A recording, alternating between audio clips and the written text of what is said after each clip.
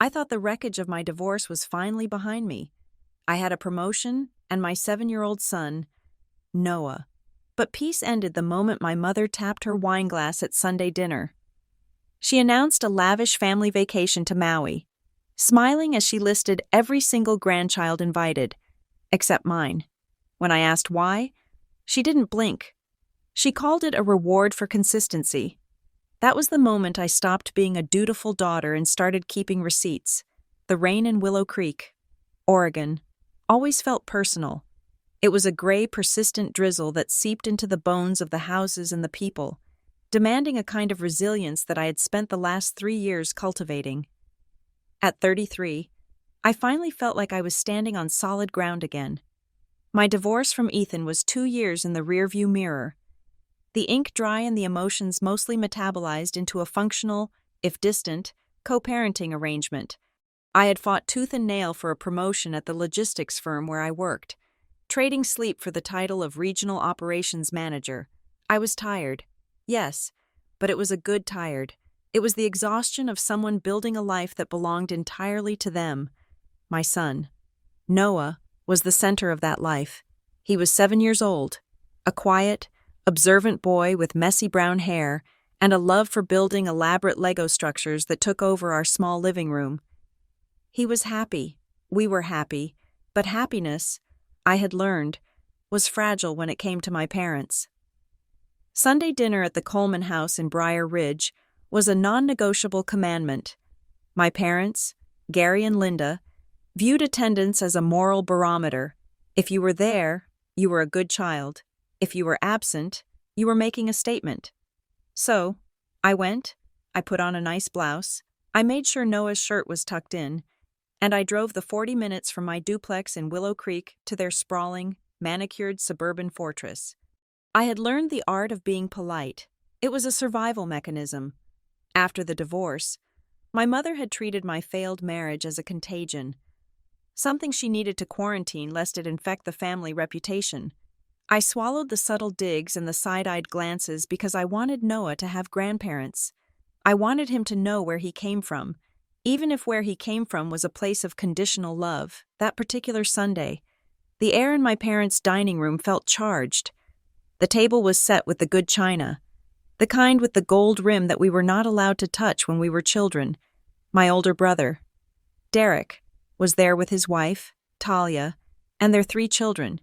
My younger sister, Megan, sat quietly near the end of the table, scrolling nervously on her phone until my father cleared his throat. We were halfway through the pot roast when my mother set down her fork. She looked around the table, her eyes bright with a manic sort of enthusiasm that usually preceded a demand for gratitude. "I have an announcement," she said, clasping her hands together near her chin. "Your father and I have been doing some planning.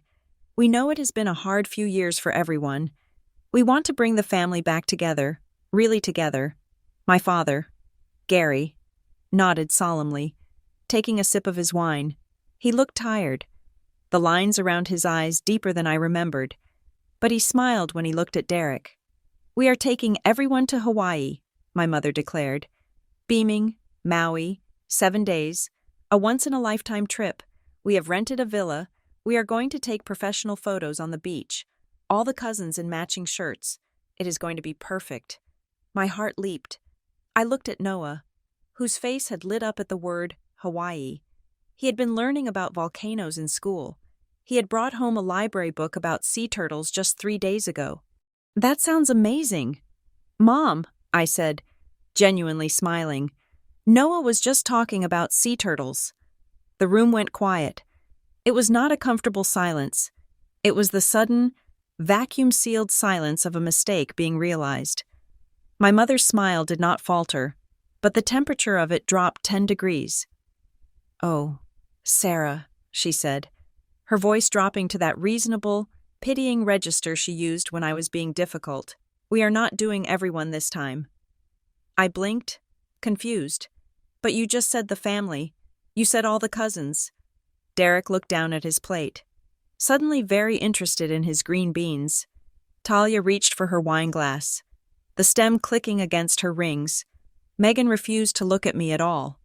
My mother sighed. A small, tragic sound. We have to be realistic. Sarah, it is a very long flight. It is incredibly expensive. And honestly, we thought it would be better this way. Better what way? I asked. The polite mask I wore was beginning to crack. Better if Noah sits this one out, she said.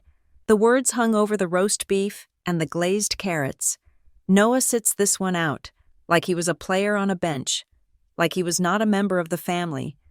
I looked at Noah. He had frozen, a forkful of potato halfway to his mouth. He did not understand the subtext, but he understood the tone. He understood he was being subtracted. Why? I asked. My voice was steady, but my hands were gripping the napkin in my lap so hard my knuckles were white. Why is Noah the only grandchild not going? It is not just about him, my mother said, waving her hand dismissively. It is about the dynamic. He is young. He won't remember it anyway. He is 7. I said, Derek's youngest is 4. Is she going? Talia flinched. Well, yes. But Sophie is very well behaved for her age, Talia said, her voice brittle. My mother jumped in before I could snap back. It is a reward. Sarah, a reward? I repeated. For the kids who have been consistent around family, she said. She looked me dead in the eye, and there it was, the knife, the resentment she held over my divorce, over the weekends Noah spent with his father, over the boundaries I had tried to set. I looked at Derek. Did you know about this? Derek finally looked up. He had the grace to look uncomfortable, but not enough to speak up. It is just a trip. Sarah, do not make it a thing. It is complicated to book for that many people. Talia laughed. A sharp, nervous sound. Honestly, Sarah, think of it as a break. Grown-up trips are stressful. You get a week off, but it is not a grown-up trip, I said, pointing at Derek's 3 children, who were currently smashing peas into the tablecloth. You are taking 5 grandchildren. You are leaving 1 behind. We can't reward chaos, my mother said. She picked up her fork and stabbed a piece of meat. Now, let's not ruin dinner. We have a lot of planning to do. I sat there for 5 more minutes. I watched them eat. I watched my father pour more wine for Derek. I watched Megan shrink into her chair, terrified to speak. I realized then that this had been discussed, agreed upon, and ratified before I even walked through the door. I was the ambush target. Come on, Noah, I said, standing up. We are not done eating, my mother said sharply. We are. I said. I did not scream. I did not flip the table. I walked over to Noah, took his hand, and led him out of the room. As we walked to the front door, I heard Talia whisper something about me always being dramatic. The drive home was excruciating. The rain had picked up, battering the windshield of my sedan. Noah sat in the back seat, clutching his seatbelt strap. I tried to think of what to say. I tried to think of a lie that would protect him, but I had raised him to value the truth. Mom? His small voice came from the back. Yeah, Bud? Did I do something wrong? The question hit me in the chest with the force of a physical blow. I pulled the car over to the shoulder of the road, the hazards clicking in the darkness. I turned around to look at him. His eyes were wide and wet. No, Noah, you did absolutely nothing wrong. Do you hear me? You are perfect.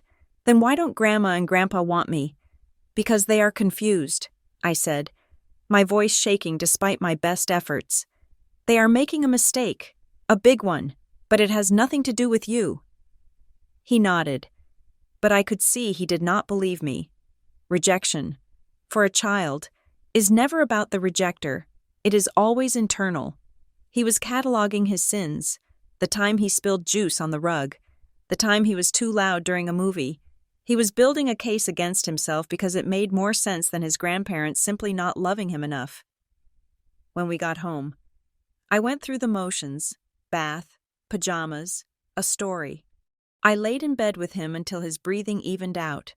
When I was sure he was asleep, I went into the kitchen and poured myself a glass of water. My hands were trembling. I picked up my phone and dialed my mother. She answered on the second ring. I assumed you would call, she said. She sounded bored. I want the truth. Mom, I said, do not give me the line about him not remembering. Why is my son excluded? You are being dramatic. Sarah, she said, this is exactly why we made this decision. You bring so much energy into everything. I am asking a simple question. It is a reward trip, she said again, for the families that are stable.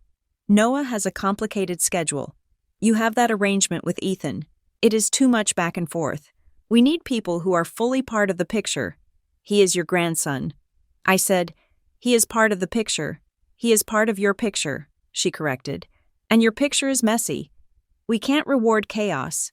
We wanted a nice, peaceful family trip. Derek and Talia have worked very hard to keep their family unit strong. We are celebrating that. I hung up. I physically could not listen to another word without screaming. And if I screamed, I would wake Noah. My parents were blending their judgment of my divorce with a quiet dismissal of my son. They were punishing him because I had left a marriage they approved of. They were erasing him because he was inconvenient. I texted Ethan. I needed to tell him before Noah did. My parents are taking all the grandkids to Hawaii except Noah. Just so you know. Ethan called immediately. What did you say? His voice was low. Dangerous. Ethan was a calm man. He was an accountant. A man of spreadsheets and sensible shoes. But he was fiercely protective of Noah. They announced it at dinner, I said, leaning against the kitchen counter, sliding down until I was sitting on the cold linoleum. They said it is a reward for consistency. That is sick. Ethan said, that is actually sick. Is it money? Is that the excuse? They said it was expensive, but then they said it was about behavior. I will pay for him, Ethan said. I will write a check right now. Flight, hotel, food, whatever. Tell them I will cover every cent. If it is about money, I will fix it. I do not want him left out. Sarah, it will crush him. I know. I said, I called my mother back. She picked up with a sigh. Sarah, I am watching a show. Ethan will pay. I said, he will cover Noah's full share. Flight, room, meals. He will pay for a separate room if that helps. There was a pause, a silence that lasted too long. No. My mother said, why?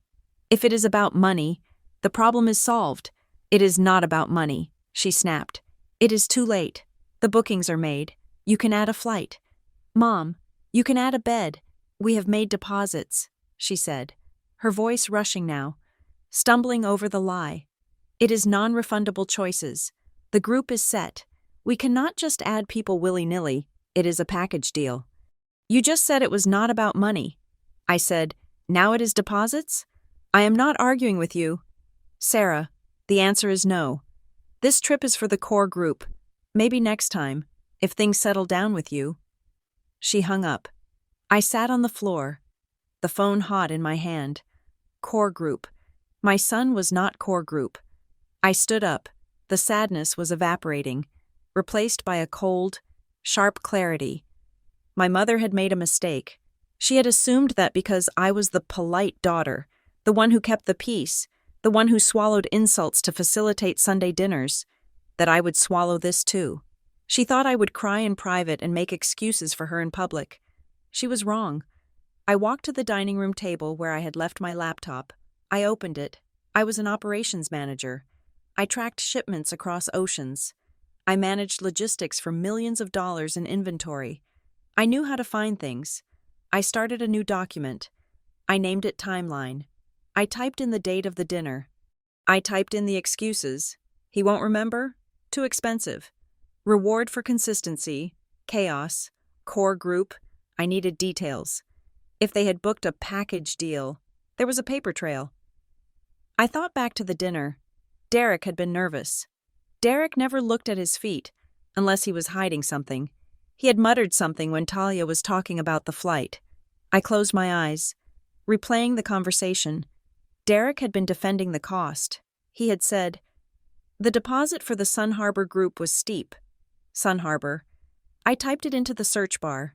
Sun Harbor Family Travel Collective. It was a boutique travel agency specializing in high-end group retreats. I called the number on the website. It was late, but they had a 24-hour service line for international travelers. Thank you for calling Sun Harbor. A woman's voice answered. This is Jessica. Hi, Jessica, I said, adopting my most professional voice. My name is Sarah Coleman. My family has a group booking with you for an upcoming Maui trip. I believe it is under Gary Coleman or perhaps Derek Coleman. I just wanted to confirm the dates so I can coordinate my schedule. I waited. The sound of typing clicked through the line. I do not see a Gary Coleman as the primary, Jessica said, but I have a booking referenced under Derek Coleman. For the Sun Harbor Executive Retreat? I froze. Executive Retreat? Oh, I said, keeping my voice light. Yes, that must be it. My brother is handling the details. It is the family trip. Though, right? Well, it is a mixed booking, Jessica said. It is flagged under the Northline Freight Systems corporate account. But there are family add-ons. I cannot give you specific details without the passcode. Ma'am, that is fine. I said, I just wanted to check the dates. July 12th through the 19th. She said, thank you. Jessica. I hung up. Northline Freight Systems was Derek's company. He was a vice president of sales. The trip wasn't just a family vacation, it was a corporate retreat. Or at least, it was being funneled through one. That explained why deposits were tricky. If Derek was expensing part of this, or if it was a company incentive, adding a nephew who wasn't his dependent might complicate the paperwork. But it didn't explain the cruelty. It didn't explain why they couldn't just say that. Derek won a trip, and he can only take his kids. I would have understood that. Noah would have understood that. No, my mother had called it a reward for consistency. She had made it personal. I opened my email. I searched for Coleman family. I scrolled back years. I needed to understand the pattern. I found an email from 4 years ago. It was a thread about Christmas gifts. My sister Megan had asked for help with a down payment on a car. My mother had replied to the whole family. We need to be mindful of how we distribute resources. Gifts of this magnitude should go to the children who show gratitude and alignment with family values. We do not subsidize struggles that are self-inflicted. I stared at the screen. Self-inflicted. That was how she viewed my divorce. That was how she viewed my single motherhood. And now, she was applying that logic to Noah. I sat back in my chair. The house was quiet, save for the hum of the refrigerator. I looked at the picture of Noah on the mantel. He was missing a front tooth, smiling wide, holding a muddy frog he had caught in the creek. He was innocent. He was good. My parents wanted a narrative where Sarah was the black sheep, the chaotic divorcee, and Noah was the collateral damage that didn't quite fit the picture for the Christmas card. They wanted to go to Hawaii, take photos with Derek's perfect nuclear family, and post them on Facebook to show the world how successful and united they were. They wanted me to fade away. They wanted me to accept the slight, to teach my son that he was less than his cousins because his mother had left a bad marriage. I closed the laptop, but I did not turn it off. I would not beg. I would not call my mother again and cry. I would not ask Derek to squeeze Noah in. If they wanted to tell a story about why Noah wasn't there, I was going to make sure it was the true story. I was going to find out exactly who paid for what, why Derek was running it through his company, and why my mother was so desperate to frame this as a reward. I wasn't going to scorch the earth. I loved my family. God help me. I did. But I loved my son more. I picked up a pen and a notepad. Step 1. Confirm the money trail. Step 2. Find out who else is going. Step 3. Wait. The rain tapped against the window. Harder now. A steady rhythm against the glass. I listened to it, feeling the anger settle into something cold and heavy in my gut. It was a fuel source. I turned off the kitchen light. I was not going to Hawaii, but I was certainly going to take a trip. I was going to take a trip through every receipt, every email, and every half-truth my family had buried, and I was going to bring the truth to the surface. My mother wanted a reward for consistency. I would give her one. I walked down the hall to check on Noah one last time. He was sprawled out, one arm hanging off the bed. I tucked it back under the duvet. I kissed his forehead. I got you, I whispered to him in the dark. I promise, I got you. I went to my own room, but I didn't sleep for a long time. I lay there, listening to the rain, planning my next move. The polite daughter was dead. The mother had taken her place. The coffee at the roasted bean was bitter, burnt at the bottom of the pot, but I drank it anyway. I needed the caffeine to keep my hands from shaking. Across the scratched wooden table, Kara Whitfield watched me over the rim of her mug. Kara had been my best friend since the 10th grade. She knew where the bodies were buried because she had usually helped me hold the shovel. Metaphorically speaking, I had just spent 20 minutes pouring out the entire Sunday dinner disaster. The announcement, the exclusion, the shifting excuses, the look on Noah's face when he asked if he had done something wrong. Kara set her mug down with a deliberate thud. Let me get this straight, she said, her eyes narrowing. Linda looked you in the eye and said it was a reward for consistency? I nodded, and that Noah's schedule was too complicated, and that it was too expensive. She cycled through 3 different lies in under 2 minutes. Kara leaned back, crossing her arms. Sarah, you are missing the most important part. What part? The phrasing, she said. Linda is a master of semantics. You said she told you. Noah is not included. She did not say. Noah cannot go. She did not say. We cannot make it work. She used the language of exclusion. Included is a choice. Can't is a circumstance. She made a choice. I stared at the dregs of my coffee. You think she did it just to hurt me? I think she did it to curate the image. Kara said, think about it. Derek and Talia and their perfect little brood. Megan, who does whatever she is told. And then there is you, the divorcee, the one who works full-time, the one who has a kid with shared custody. Noah disrupts the tableau. Sarah. He does not fit the matching shirt aesthetic.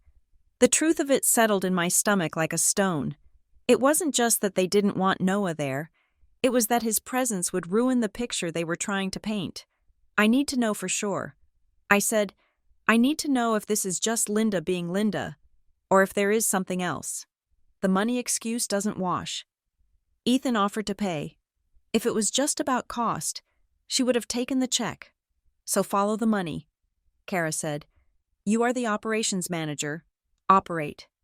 I went back to my car, the rain still drumming a relentless rhythm against the roof. I sat in the driver's seat and pulled out my phone. I had the number for Sun Harbor Family Travel Collective saved in my recent calls. I dialed. My heart hammered against my ribs, but I forced my voice into a smooth, professional cadence. Sun Harbor, this is David speaking. A cheerful voice answered. Hi, David. This is Sarah Coleman. I am calling regarding the Coleman family booking for July. I know my brother Derek is the group leader, but I just wanted to double-check the payment schedule for the add-ons. I want to make sure I am not holding up the group deposit. I held my breath. It was a bluff, a fishing expedition. Let me pull that up for you. Ms. Coleman, David said. The typing sound on the other end felt like a ticking clock. Ah, here we are.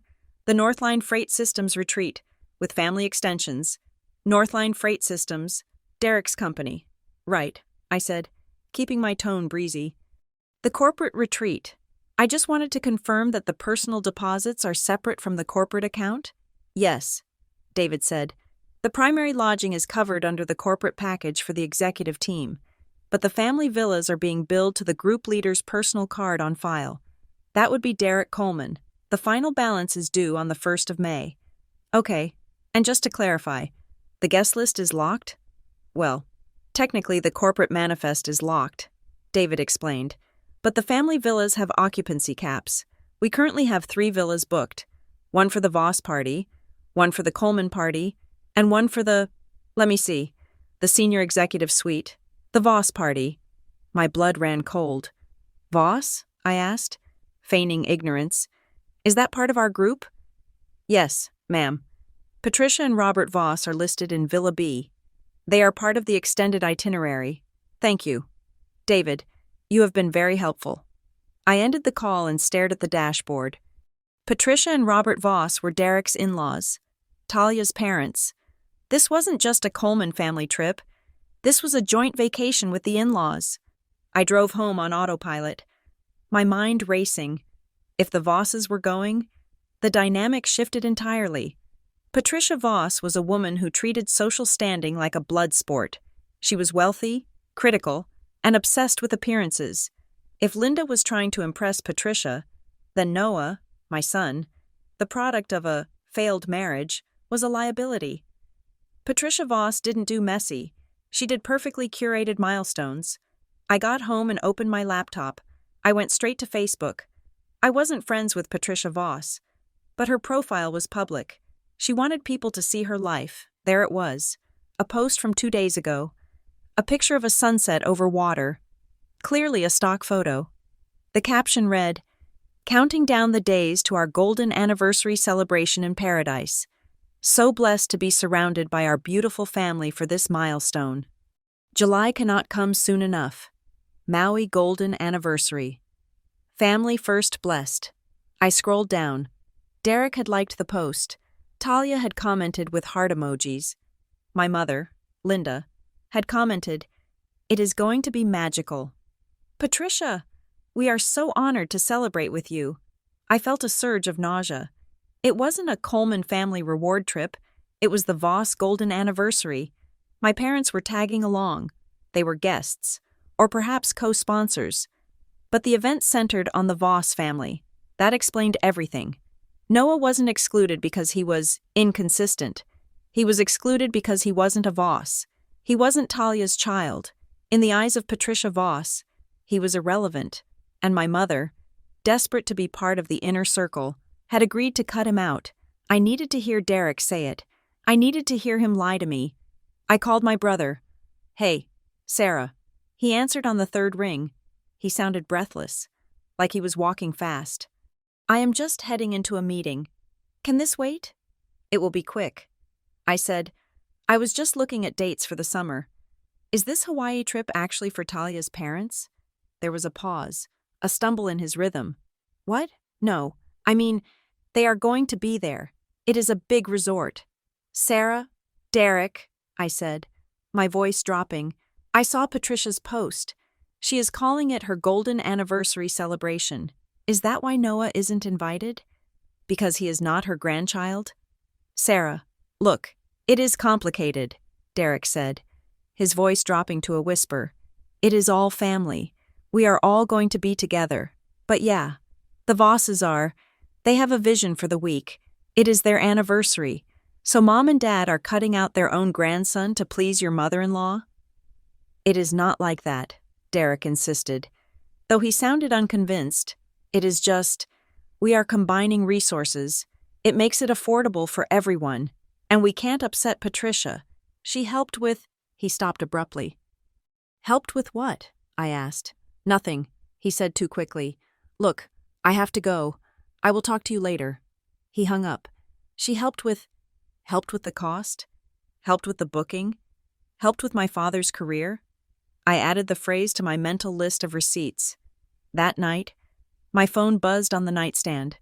It was Megan, my little sister. She was the peacekeeper, the one who tried to remain invisible to avoid the crossfire. "Sarah?" she whispered. "Are you awake?" "Yeah."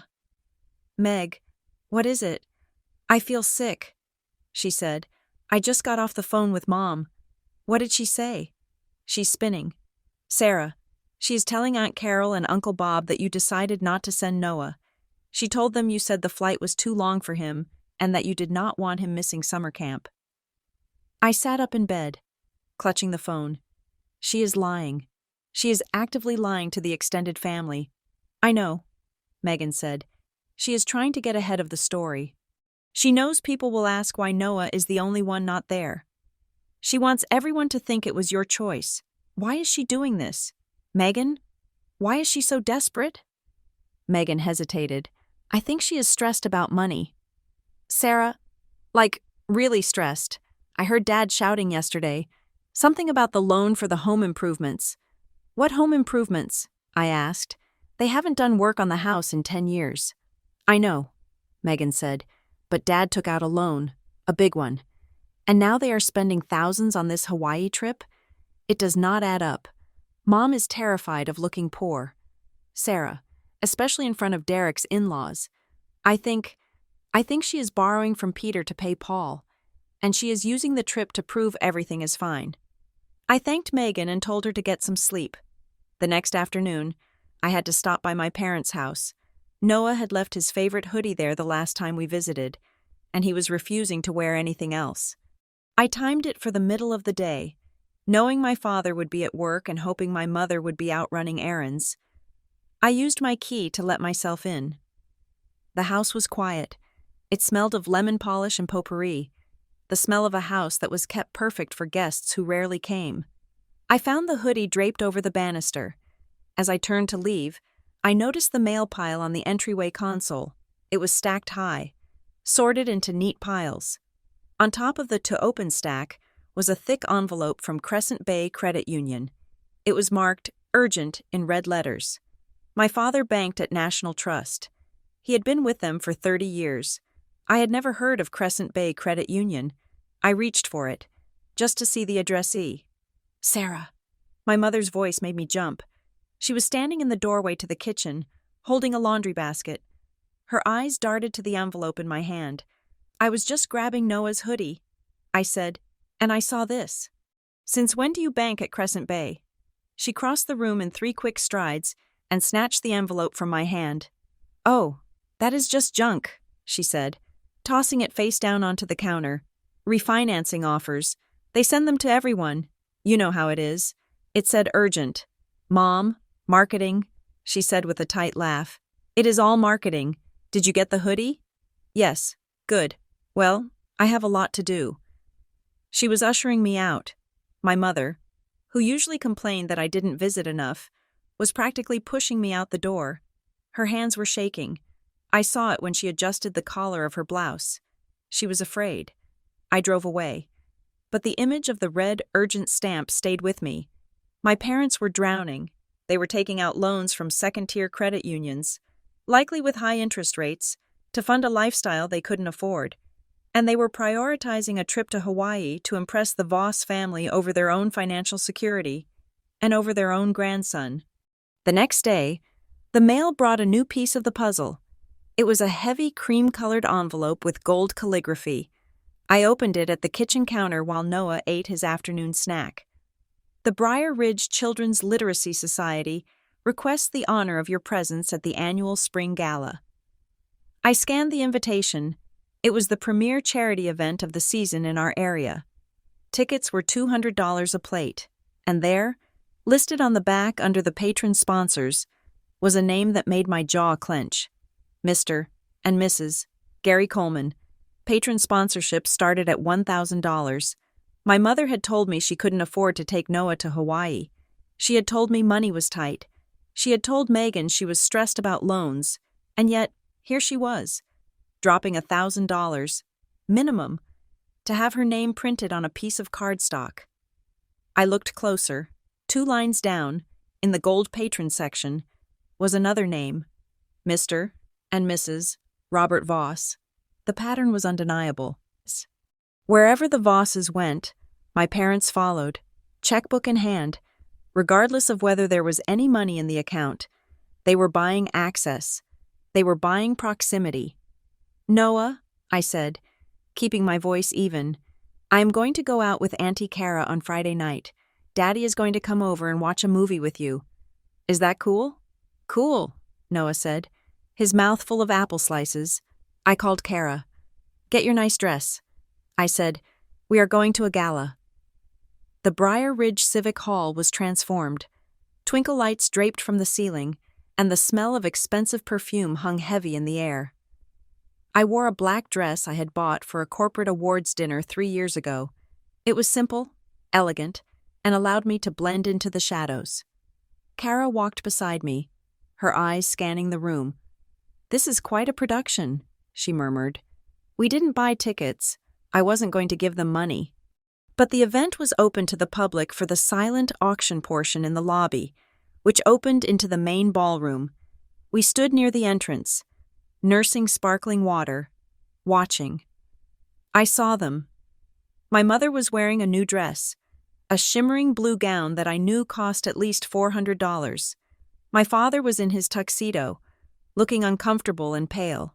They were standing in a circle with Derek, Talia, and an older couple who radiated wealth. "That is them," I whispered to Kara, "the Vosses." Patricia Voss was a striking woman, impeccably groomed, with a smile that looked like it had been surgically frozen in place. She was holding court.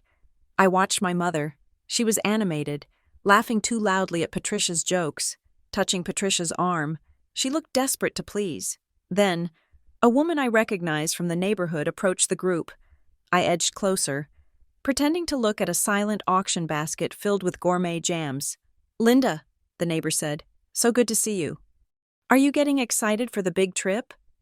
"Oh, we cannot wait," my mother exclaimed. "It is going to be such a wonderful experience for the children." "Are all the grandkids going?" the neighbor asked. I held my breath. My mother didn't miss a beat. "We are taking the little travelers," she said, beaming at Derek's kids, who were running around the legs of the adults in their Sunday best. "It is so important to expose them to culture early." "What about Sarah's boy?" the neighbor asked. My mother's smile tightened just a fraction.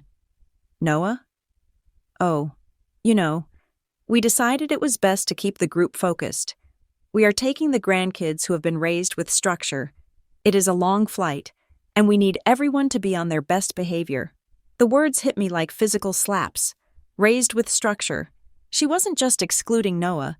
She was publicly indicting my parenting.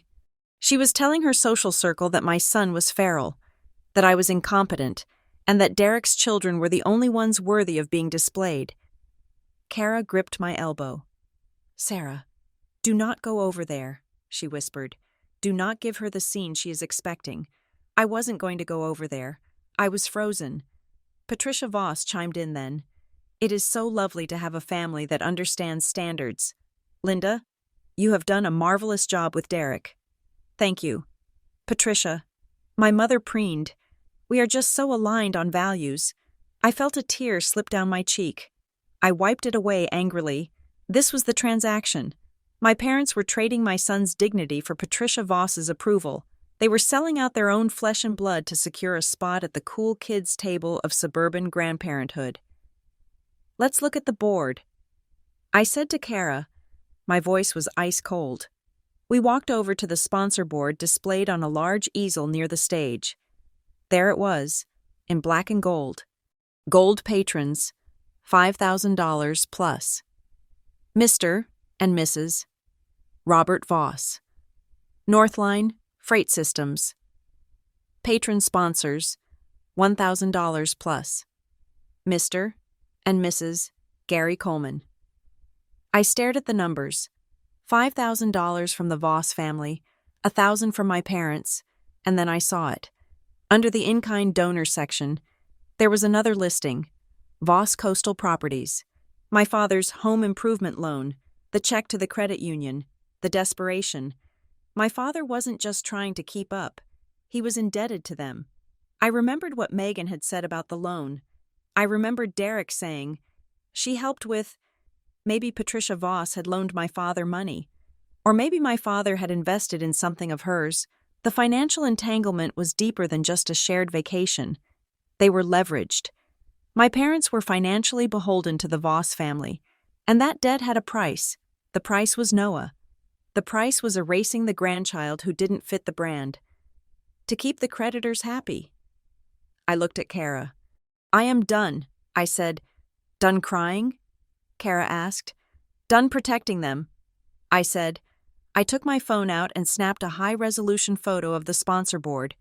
Then I zoomed in on my parents' names. Then I turned and took a photo of the group across the room. My mother fawning over Patricia. Derek looking anxious. My father looking like a ghost. This is not a family dispute anymore. I told Kara, "This is a financial cover-up. They are using this trip to launder their reputation. And they are using my son as the sacrificial lamb." "What are you going to do?" Kara asked. "I am going to follow the money." I said, "I am going to find out exactly how much they owe the Vosses. I am going to find out what Derek is hiding in his company retreat booking.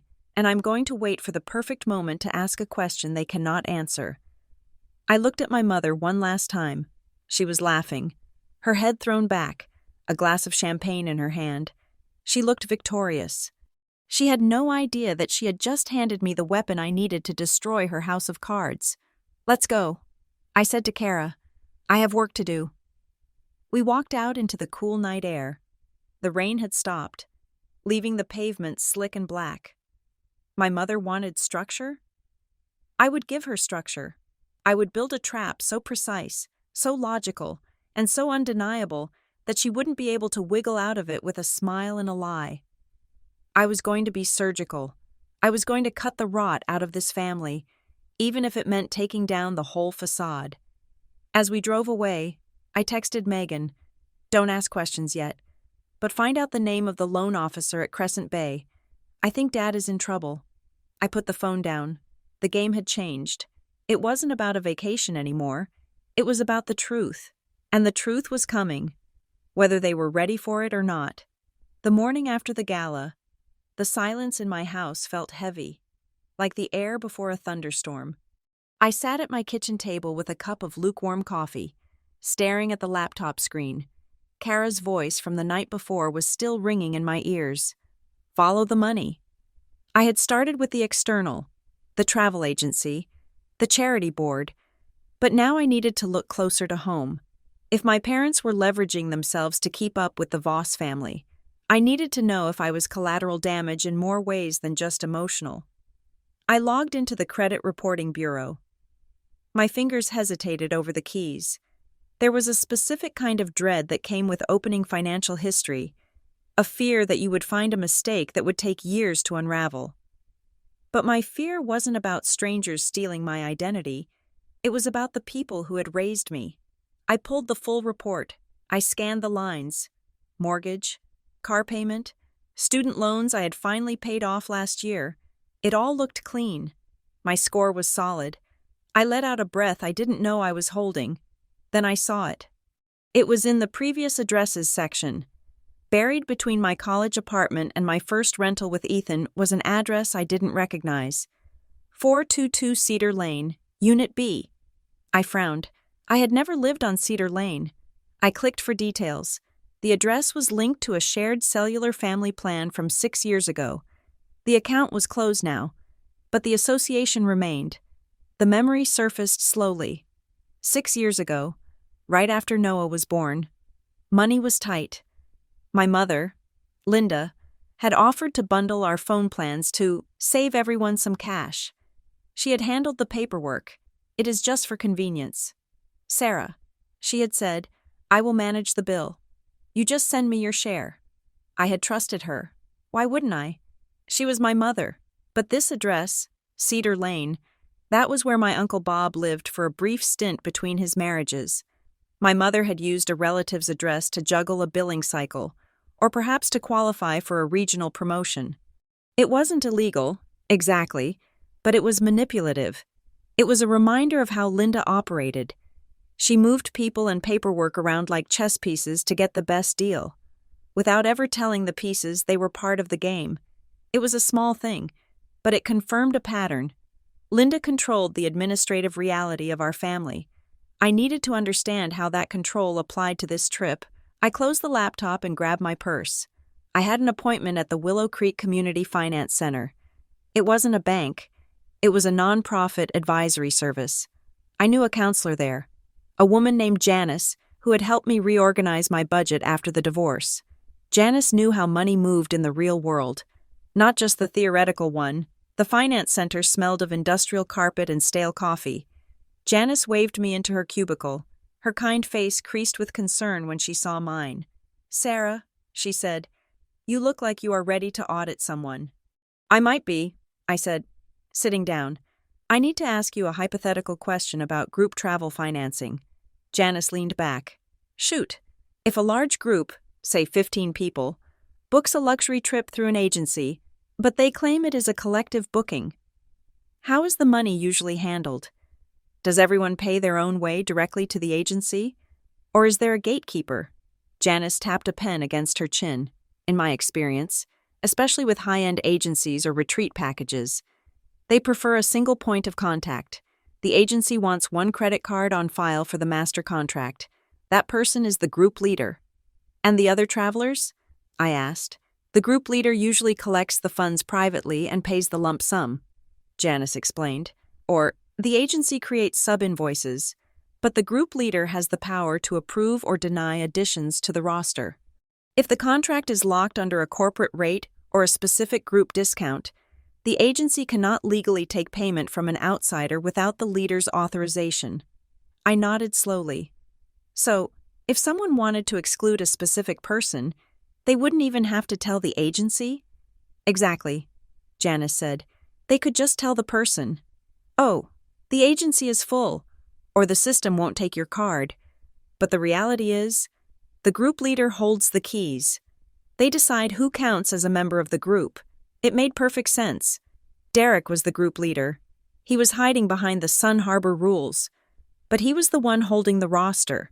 He and my mother weren't victims of a strict booking policy. They were the architects of it. I thanked Janice and walked out into the bright, flat light of the afternoon. I felt exposed. My family wasn't just mean. They were bureaucratic about their cruelty. My phone buzzed in my pocket. It was Ethan. I hesitated. Ethan and I had a rhythm. We texted about pickup times and school projects. Calls were reserved for emergencies. "Hello?" I answered. "Sarah, where are you?" His voice was tight. Vibrating with a suppressed anger I rarely heard from him. "I am downtown. What is wrong? Is Noah okay?" "Noah is fine. He is at school." Ethan paused, and I heard him take a deep breath. "Linda called me." My stomach dropped. Why would my mother call my ex-husband? "She called me at work." "Sarah, on my office line. She wanted to talk about Noah's summer schedule." "And?" "She said she was concerned about you," Ethan said. The anger was leaking out now, sharp and hot. "She said you have been acting erratic. She used the word unstable. She told me that she didn't think it was safe for Noah to travel right now because you can't keep plans straight, and she didn't want him getting stranded or confused." The world tilted on its axis. "She said what?" I whispered. "She is trying to build a case." "Sarah," Ethan said. "She implied that if I cared about Noah's well-being, I would support their decision to leave him behind. She tried to make it sound like they were doing us a favor, like they were protecting him from your chaos." I leaned against the brick wall of the finance center, fighting the urge to vomit. This wasn't just about a vacation anymore. This was an attack on my sanity. My mother was planting seeds of doubt with the father of my child. She was willing to paint me as unfit just to justify her social climbing. "I am not unstable." "Ethan," I said, my voice shaking. "I know that." He snapped. "That is why I'm calling you. I told her to never call my office again. I told her Noah is happy and healthy, and that the only chaos in his life is coming from her zip code." "Thank you," I said. I felt tears pricking my eyes, not from sadness, but from rage. "Sarah, listen to me," Ethan said, his voice softening. "I will put this in writing. If you need a statement, if you need custody logs showing you are consistent, I have them. I am not going to let her gaslight you, and I am certainly not going to let her use me to hurt our son." I took a deep breath, steadying myself. "Do not engage with her, Ethan. That is what she wants. She wants a fight so she can point at it and say, 'See? Drama.' I won't," he said, "but watch your back. Sarah, she is playing for keeps." I hung up and stood there for a long moment, watching the traffic pass. My mother had crossed a line that couldn't be uncrossed. She had tried to weaponize my divorce against me. She had tried to align herself with my ex-husband to alienate me from my own child. I needed to know how deep the rot went. I called Megan. My sister answered on the first ring, which meant she was staring at her phone. "Hey," she said, her voice small. "Megan, I need you to be honest with me." I said. I was walking toward my car now, moving with purpose. "I just got off the phone with Ethan. Mom called him." Megan sucked in a breath. "Oh, God. She actually did it? You knew?" I heard her talking to Dad about it, Megan admitted. She said she needed to manage the stakeholders. Sarah. She is spinning out. She is terrified that people are going to find out Noah isn't going. So she is trying to make me look crazy so no one questions her? Basically, Megan said. And there is more. What more? She has been texting me all morning. She wants me to post things, family unity content. She sent me a folder of old photos of all of us and asked me to start sharing them with captions about how much we love each other. And she specifically told me, say it, Megan. She told me not to tag you, Megan whispered. She wants it to look like you are opting out, like you are too busy or too distant to participate. She wants the narrative to be that the door was open, but you didn't walk through it. I gripped the steering wheel of my parked car. It was a PR campaign. My mother was running a disinformation campaign against her own daughter. Do not post them. Megan. I said, I won't. She said, I have to post something or she will come over here, but I won't use her captions. Sarah, I am sorry. I feel like I'm stuck in the middle. You are not in the middle. Megan, I said gently, you are just watching the train wreck. Stay off the tracks. I hung up. I needed something concrete. I had the why, the Voss social climbing, the financial debt. I had the how, the group booking control, the smear campaign, but I needed the smoking gun that linked the money directly to the exclusion. I thought about the passport comment. The neighbor at the gala had mentioned little travelers. Derek's kids were young.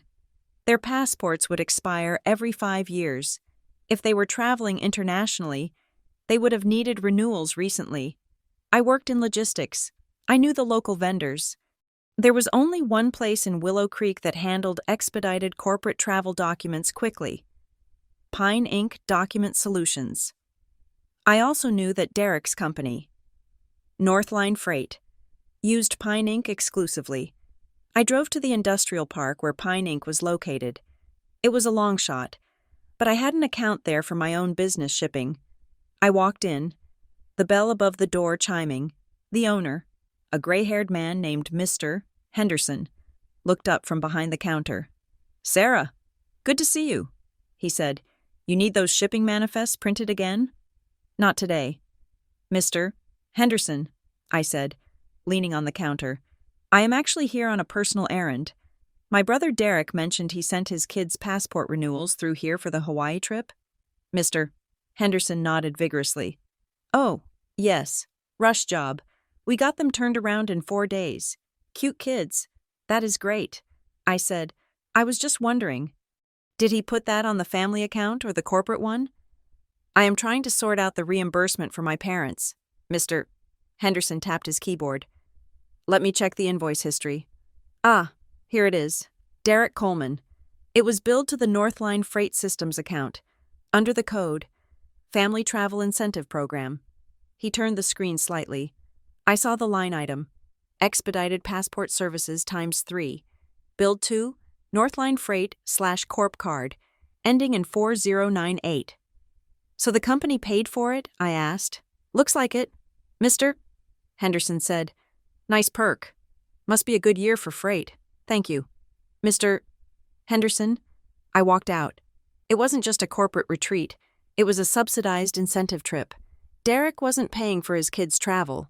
His company was. Or at least, they were paying for the documentation and likely a chunk of the airfare.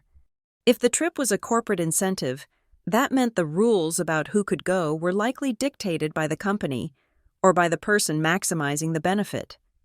I sat in my car and stared at the steering wheel. It was time. I had danced around the edges, gathered the intel, and listened to the lies. Now I needed to look my brother in the eye. I drove to Derek's office. Northline Freight had a glass-fronted building near the highway. I walked past the receptionist, flashing a smile and waving as if I belonged there. I found Derek in his office, packing a briefcase. He looked up, startled. Sarah? What are you doing here?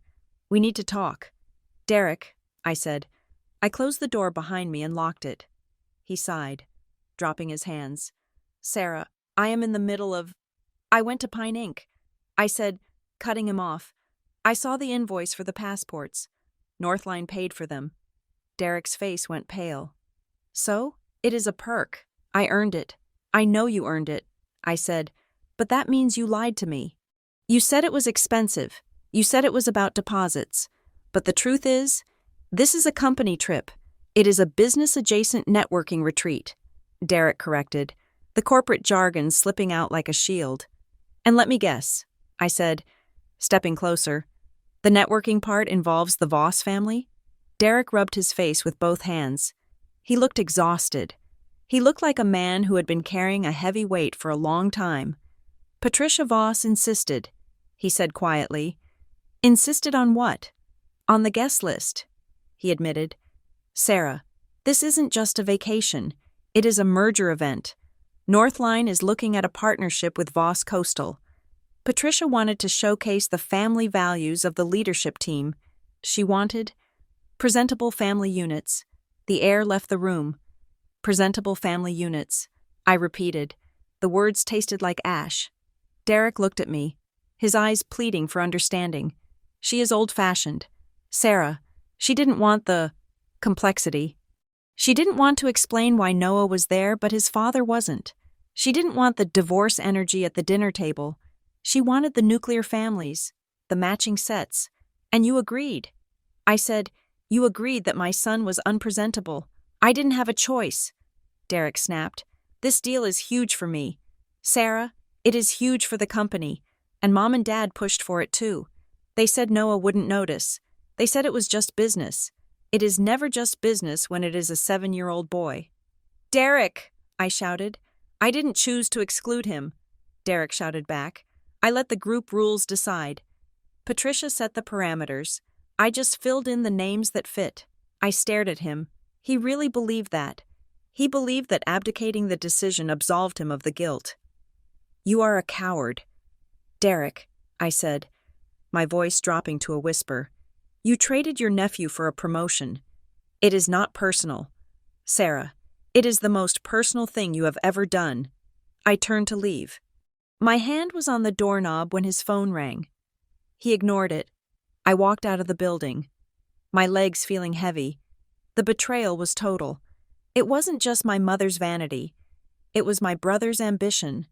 They were all feeding on the carcass of my family life to nourish their own status. I was halfway home when my phone rang. It was my father. I pulled over. I couldn't drive and talk to him at the same time. Dad, I said. Sarah. His voice was gentle, almost pleading. I heard you went to see Derek. I did. Please, honey, he said. Stop stirring things up. Stirring things up? I laughed.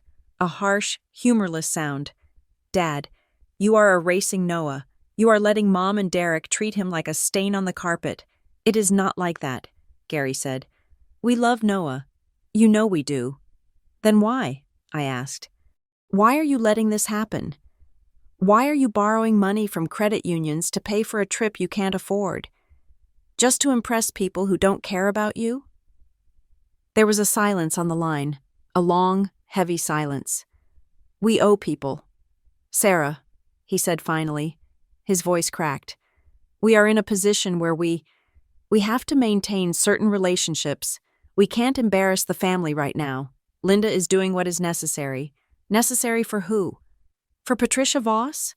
For all of us. He said, just let it go. Sarah, please, let them have this week. We will make it up to Noah. I promise. I looked out the window at the rain-slicked street. My father was a weak man. I had always known that, but I had never realized how dangerous his weakness was. He was willing to sacrifice his grandson's heart to cover his own bad debts. I am not going to let it go. Dad, I said, and I am not going to let you lie to Noah. I hung up. I drove home in silence. When I walked through the door, the house was quiet. Noah was at a play date. I had 2 hours before I had to pick him up. I went to my desk. I took out a fresh notebook. I began to write. I wrote down the date of the Sunday dinner. I wrote down the 3 excuses my mother gave. I wrote down the call to Sun Harbor and the confirmation of the Voss booking. I wrote down the credit union envelope and the junk mail lie. I wrote down the gala sponsorship and the cost. I wrote down Ethan's call. The unstable accusation. I wrote down the passport invoice and the Northline freight account. I wrote down Derek's admission. Presentable family units. I wrote down my father's plea. We owe people. I connected the dots with sharp, angry lines. My parents weren't just favoring Derek. They were negotiating a business merger and a social bailout. They were using the grandkids as props. Derek's children were the currency, cute, matched, two-parent households. Noah was the bad asset, the reminder of failure, the complexity that Patricia Voss didn't want to see over her Mai Tais. They had constructed a narrative where I was the problem, where my instability justified the exclusion. They were preparing to gaslight the entire extended family to protect their social standing. I looked at the timeline. It was a map of their deception. I wasn't going to scream. I wasn't going to post a rant on Facebook. I wasn't going to give them the reaction they wanted. The reaction that would prove I was unstable. I was going to prepare a counter-narrative, a story built on receipts, dates, and their own words. I closed the notebook. I made a vow then and there. Noah would not know. I would tell him a simple, kind lie about why he wasn't going, that Grandma and Grandpa had a boring work trip, that it was for grown-up meetings. I would protect his heart from the truth of their rejection. But for the adults, I would bring the truth into the light. I would wait for the moment when they felt most secure, when they thought their presentable family image was flawless. And then I would show them exactly how ugly the truth really was. I stood up and went to the kitchen to start dinner. My hands were steady. My mind was clear. The sadness was gone, replaced by the cold, hard resolve of a mother protecting her young. They wanted a reward?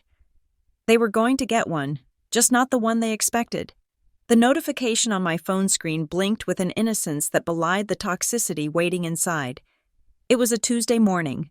The sky outside my office window a flat, uninspiring gray that seemed to mirror the fatigue settling in my bones. The subject line read, "Let's be mature." It was from Linda. My mother never titled emails with subjects like hello or checking in. She used subject lines as headlines, framing the conversation before it even began. By titling it, "Let's be mature," she was implicitly stating that, up until this moment, I had been the opposite. She was setting the stage where she was the reasonable matriarch dealing with a petulant child. I took a sip of my coffee, which had gone cold, and clicked open the message. Sarah. The email began. Your father and I have been discussing the tension lately. It breaks our hearts to see the family at odds. We want to propose a compromise. Since Noah will not be joining the group in Maui, we would like to offer to pay for a special weekend for the two of you. Perhaps a trip to the coast, or that water park he likes. We want you to have your own special time. Let us know the costs, and we will cut a check. Let's put this behind us and move forward with love. I read it twice, on the surface, to an outsider. It looked like a generous olive branch. Grandparents offering to fund a weekend getaway. How kind, how thoughtful. But I knew the currency my mother traded in. This wasn't a gift. It was a settlement offer. It was hush money. She was trying to buy my silence and my compliance for the price of a 2-night stay at a mid-range hotel. She wanted to be able to tell herself, and anyone who asked, that she had taken care of Noah, that everyone was happy, that the ledger was balanced. If I accepted the money, I accepted the premise that my son's exclusion was a negotiable inconvenience, not a heartbreaking rejection. I felt a flash of heat rise up my neck, a desire to type back a furious paragraph detailing exactly where she could shove her special weekend, but I remembered Kara's voice, receipts, strategy, do not feed the narrative. I opened a reply window. I forced my fingers to type slowly, deliberately. Mom. I wrote, I appreciate the offer, but I'm not looking for a consolation prize. I am looking for clarity. Before we discuss any other plans, I need you to answer one question, in writing, so I can explain it to Noah when he is older. Why is Noah the only grandchild not welcome in Hawaii? I hit send. I knew she wouldn't be able to help herself. My mother needed to have the last word. She needed to justify her choices, to stack the moral high ground until she could look down on me from it. Her reply came 20 minutes later. It was a masterpiece of contradiction. Sarah, honestly, you are making this into something it is not. First of all, as we have said, the costs for this specific package are astronomical, and we simply cannot stretch the budget any further. Secondly, we are concerned about Noah's ability to handle the long flight and the formal dinners. His behavior at Christmas was very energetic, and we need a calm environment. And finally, the logistics of the villa just do not work with an odd number of children. We are doing this for his own good.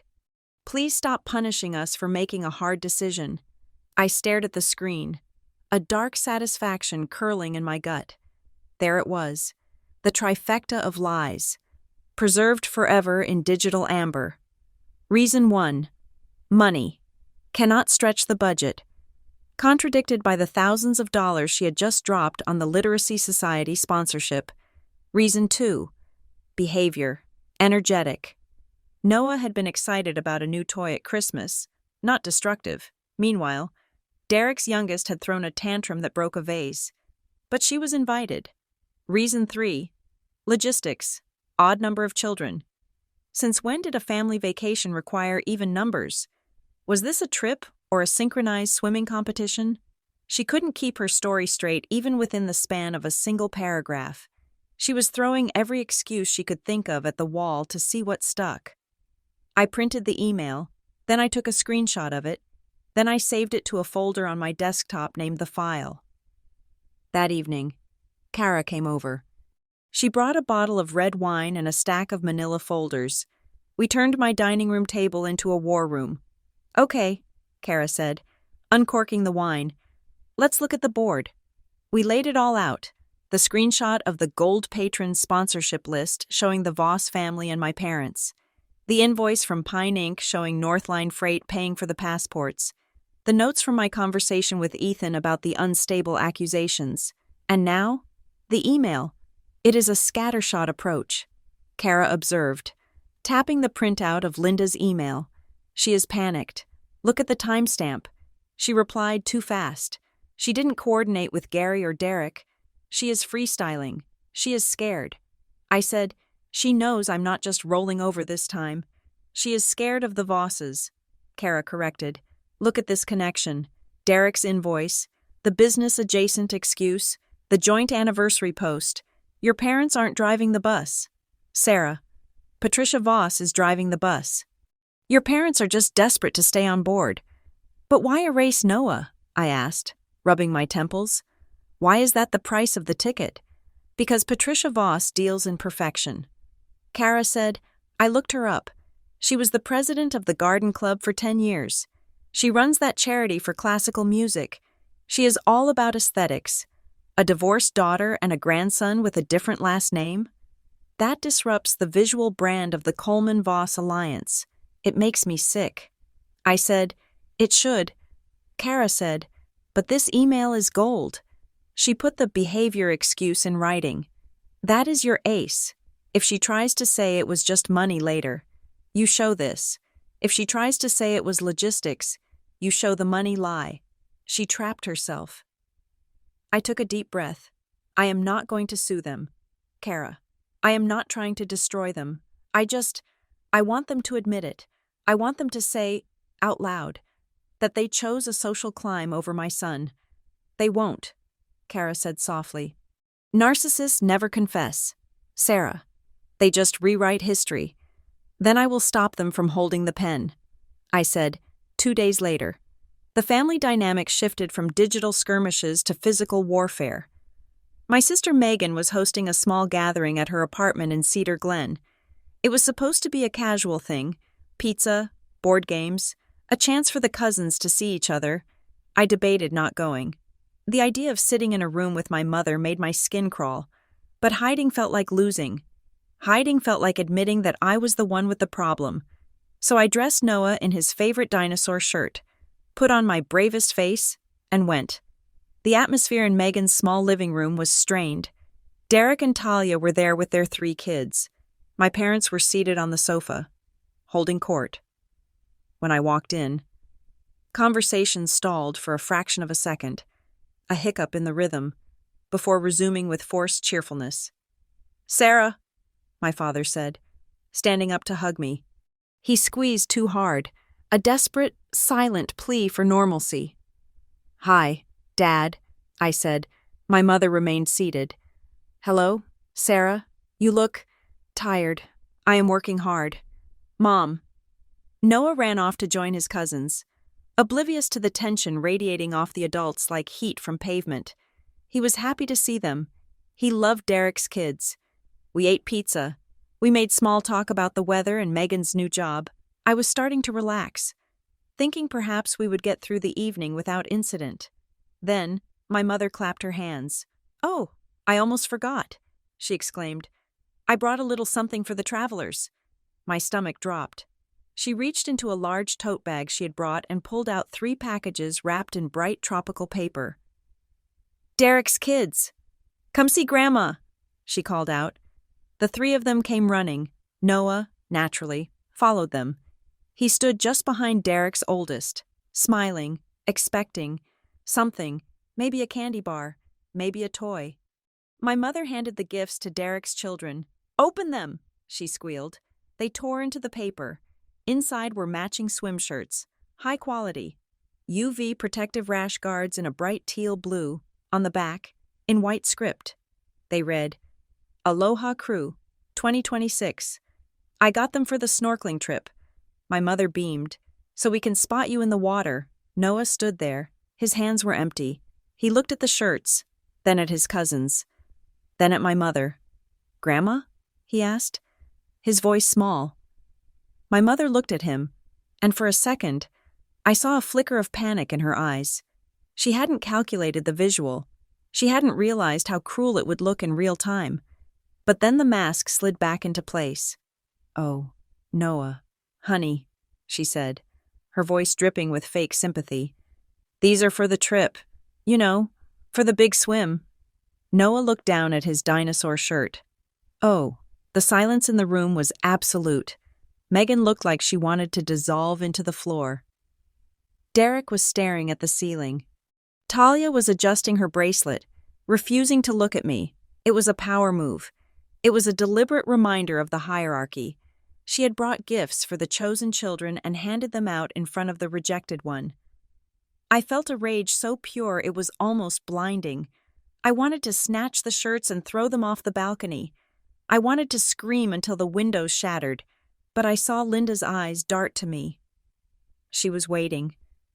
She was waiting for me to explode. She was waiting for me to make a scene so she could turn to Derek and say, "See? This is why we couldn't take her. She is unstable." I forced my jaw to unclench. I forced my heart rate to slow. "Noah," I said, my voice cheerful and loud. "Come here, buddy? Auntie Megan needs help with the dessert dip in the kitchen. Can you be the chief mixer?" Noah looked at me, his eyes wide and hurt. "Yeah," I said. "Come on. I think she has sprinkles." He hesitated, then turned away from the Aloha Crew and walked to me. I took his hand. It was cold. We went into the kitchen. I lifted him onto the counter. I found Megan's sprinkles.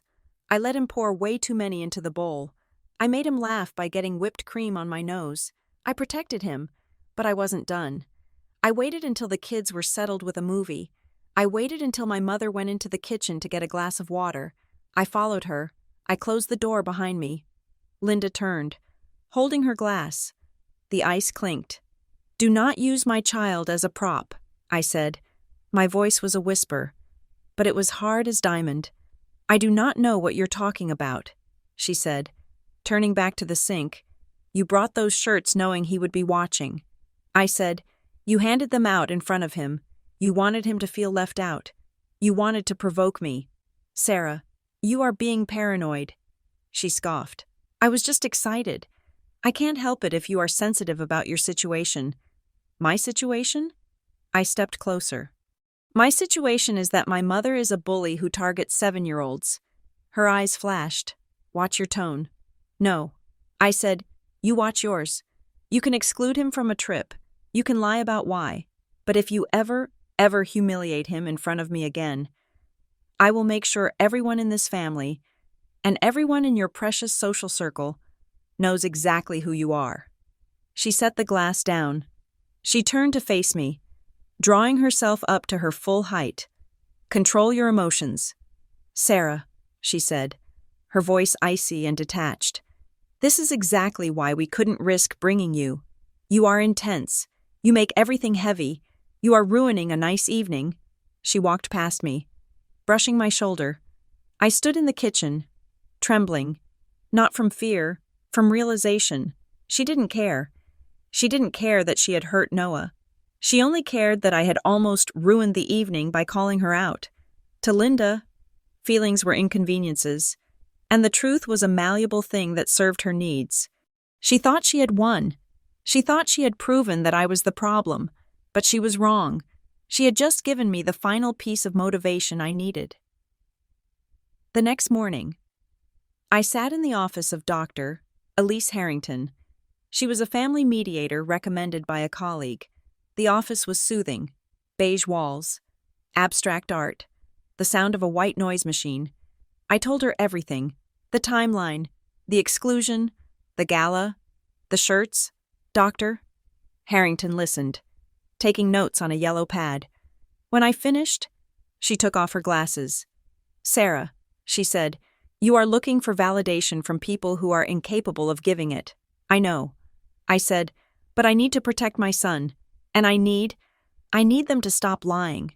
"You can't control their lies," she said. "You can only control your reaction to them. Your mother is baiting you. Every time you react with anger, you validate her story that you are the aggressor." "So what do? You focus on boundaries and facts," she said. "You become a gray rock. You show no emotion. You simply state the truth, calmly and repeatedly, and you avoid any confrontation that happens in private. Because in private, they can twist your words. If you're going to confront them, you do it in a way that leaves no room for interpretation." "A public moment?" I asked. "A witnessed moment," she corrected. "A moment where the social cost of lying is higher than the social cost of telling the truth." I left the office with a plan forming in the back of my mind. A witnessed moment. My phone buzzed. It was Megan. "Hey," she whispered. "I can't talk long. I'm at work. Are you okay?" I asked. The party had ended awkwardly the night before. "Sarah, I found something out." Megan said, "I was helping Dad with his iPad this morning. He locked himself out of his email again, and I saw a notification from his retirement account manager. And he made a withdrawal. Sarah, a hardship withdrawal, 3 weeks ago." "How much?" $12,000, Megan said. "And Sarah?" I saw an email confirmation from Voss Coastal Properties. The subject line was "Settlement of Outstanding Balance." I stopped walking. He cashed out his retirement to pay the Vosses? Megan's voice was shaking. "I think so. I think they owed Patricia money. Maybe for a failed investment? Or maybe Dad borrowed it to pay off the credit cards last year? I don't know. But the Hawaii trip, I think it is part of the deal. I think they have to go to show unity to keep the Vosses happy. But they are broke. It all clicked into place. The final tumbler in the lock. It wasn't just social climbing, it was financial hostage-taking. My parents were in debt to the Voss family. The joint vacation wasn't a vacation. It was a summons. Patricia Voss demanded presentable family units for her anniversary. And because my father owed her $12,000, he had to comply. He had to produce the perfect family tableau. And Noah? Noah was an expense they couldn't afford and a visual imperfection Patricia didn't want. Excluding him saved them the $3,000 it would have cost to fly and house him. It saved them the embarrassment of explaining the divorce to Patricia's high society friends. It was strategic. My son was a line-item veto. I thanked Megan and hung up. I didn't feel angry anymore. I felt cold, clinical. My parents were selling us out. They were trading my son's childhood memories to service a debt they were too proud to admit they had. I went home. I looked at the calendar. The Briar Ridge Children's Literacy Society meeting was in 4 days. My mother was scheduled to give a short speech about the importance of family literacy. It was a public event. The Vosses would be there. The community would be there. It was the perfect stage. I didn't want to ruin the event. I didn't want to scream. I just wanted to ask a question. A question that, if answered truthfully, would expose the debt. A question that, if answered with a lie, would be contradicted by the evidence I had in my folder. I called the volunteer coordinator for the society. "Hi, this is Sarah Coleman." I said, "I know it is last minute, but do you need any help with the check-in desk for the meeting on Tuesday?" "Oh, Sarah, that would be wonderful," the coordinator said. "We are short-handed. Can you manage the donor packets?" "I would love to." I said. I hung up. I was in. I spent the next 3 nights practicing. I stood in front of my bathroom mirror, watching my own face. I needed to be unreadable. I needed to be the gray rock doctor. Harrington had described, "Mom, can you clarify how the guest list was decided?" "No, too weak. Why is my son not good enough for this family? Too emotional." She would call me hysterical. I needed something that sounded polite to a stranger but lethal to my mother. Something that trapped her between her public persona and her private cruelty. I found the line. I said it over and over again until the cadence was smooth. Until I could say it without my voice shaking.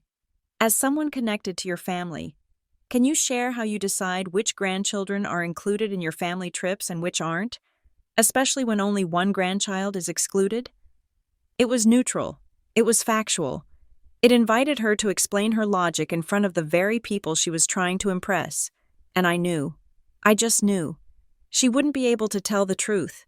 She wouldn't be able to say, "We are broke and in debt to the lady in the front row." She would try to lie. And when she lied, I would have the email, the photos, and the timeline ready. The night before the meeting, I was tucking Noah into bed. The tension in the house had been palpable for weeks, and children are like barometers for unspoken stress. "Mom?" he asked, hugging his stuffed shark. "Is Grandma mad at us?" He looked so small in the dim light. My heart broke for the 100th time, but I refused to let the pieces show. "No, baby," I said, stroking his hair. "Grandma isn't mad. Then why can't I go?" I took his hand. "Listen to me. Noah, sometimes adults make messy choices. Sometimes they get confused about what is important. Grandma and Grandpa are having a very confusing time right now. They made a mistake, but it is not because of you. It is because of them. Are you going to fix it?" he asked. I looked at him. I wasn't going to fix the trip. I wasn't going to get him on that plane. That ship had sailed. But I was going to fix the narrative. I was going to make sure that for the rest of his life, the record showed that his mother fought for him. "I am going to handle it. I promised." He nodded, satisfied. He trusted me. I kissed his forehead and turned out the light. I went to the living room and picked up the file. I checked the documents one last time. The sponsor board photo, the Let's Be Mature email, the passport invoice. I was ready. My mother wanted to play games with appearances? Fine. We were about to have a very public show. The fluorescent lights of the Briar Ridge Civic Hall buzzed with a low electrical hum that seemed to vibrate against my teeth. It was a Tuesday evening, and the air inside the auditorium smelled of floor wax and the specific, cloying perfume that women of a certain social standing in our town wore like armor. I stood behind the check-in table, smoothing the plastic tablecloth with my palm. I wore a simple black blouse and slacks, a volunteer badge clipped to my lapel. To the casual observer, I was just another helpful set of hands, a daughter supporting her mother's philanthropic endeavors. To my mother, I was an anomaly. When she had walked in 20 minutes ago, flanked by my father and the Voss family, her eyes had snagged on me for a fraction of a second. There was no warmth in her gaze, only a flicker of calculation. She hadn't expected me to actually show up, not after the tension of the last few weeks. She assumed I would sulk at home. She didn't understand that I was done sulking. I was working. "Good evening. Mr. Henderson," I said, handing a name tag to the owner of the local print shop. "Please take a donor packet." I handed him the thick, cream-colored envelope. I had spent the last hour stuffing them. It was grunt work. the kind my mother usually delegated to the junior members of the committee. But I had volunteered specifically for this task. I knew what was inside. I watched Mr. Henderson walk away. Then I looked down at the open box of packets beneath the table. I pulled one out and slid the glossy insert halfway out. Post-event itinerary. The Maui Leadership Legacy Retreat. Hosted by Voss Coastal Properties and Northline Freight Systems. A private celebration of shared values. It wasn't just a family vacation. It wasn't even just a corporate retreat. It was a curated social event. A victory lap for the Voss family's business dealings, with my family tagging along as the legacy partners. The text on the back listed the attendees, the Voss family, the Coleman family. It was printed in black and white, a formal declaration of the alliance, and my son's name was the only one missing from the roster of grandchildren. I slid the insert back into the envelope. My hands were steady, but my heart was hammering a slow, heavy rhythm against my ribs. The doors opened wider, and the crowd began to thicken. I saw Derek enter. He looked sharp in a navy suit, but his eyes were darting around the room, anxious. He was holding hands with Talia, who looked brittle and thin in a floral dress. Behind them came Patricia and Robert Voss. Patricia was the sun this entire solar system revolved around. She moved with the confident, gliding walk of a woman who owned the mortgage on the building. My mother, Linda, was orbiting her closely, laughing too loudly at something Patricia said, touching Patricia's arm with a familiarity that looked desperate. My father, Gary, trailed behind them. He looked gray. His skin had a pasty, unwashed quality to it, and his tuxedo looked a size too large, as if he had shrunk inside it over the last month. Sarah, a voice hissed. I looked up. Derek was standing at the edge of the table. "What are you doing here?" he asked, his voice low. "I am volunteering." "Derek," I said, handing him his name tag. "Mom needed help with the check-in. You are making everyone nervous," he said. "Just don't cause a scene, okay? Patricia is in a mood. I am not here to cause a scene," I said, giving him a tight, professional smile. "I am here to support literacy." He looked at me for a long moment, searching for the crack in the facade. But I gave him nothing. I was the gray rock. I was the wall. He took his name tag and walked away, adjusting his cuffs. 10 minutes later, the lights dimmed. I left the check-in table and slipped into the back of the room. Kara was there, sitting in the last row of folding chairs. She gave me a subtle nod. She had her phone out, resting on her knee. The camera app opened, but the screen dark.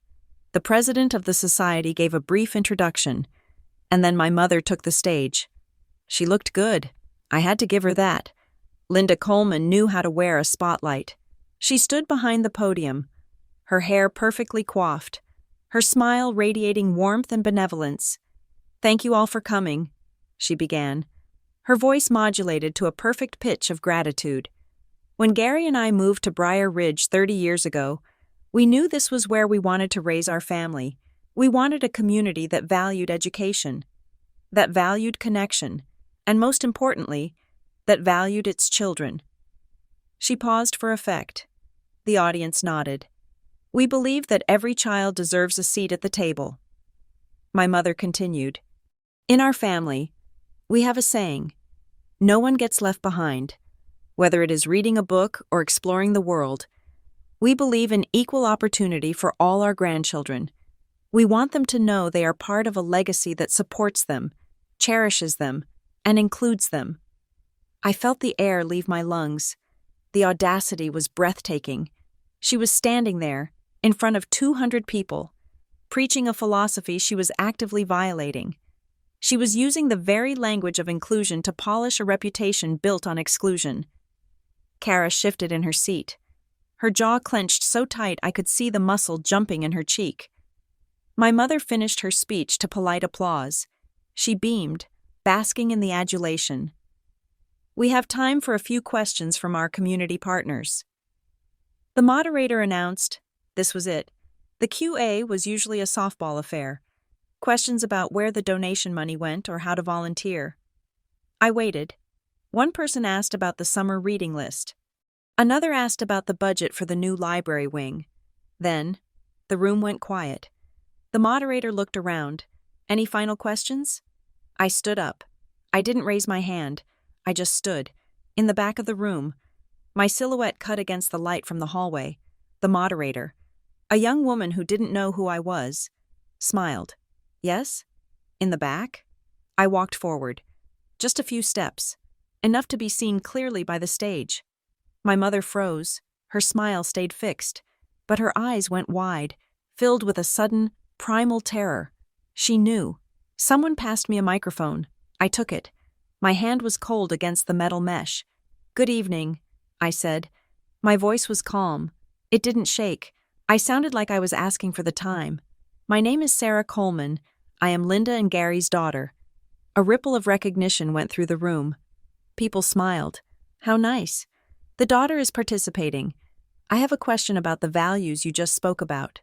"Mom," I continued, "you mentioned that in your family, no one gets left behind, and that you believe in equal opportunity for all the grandchildren."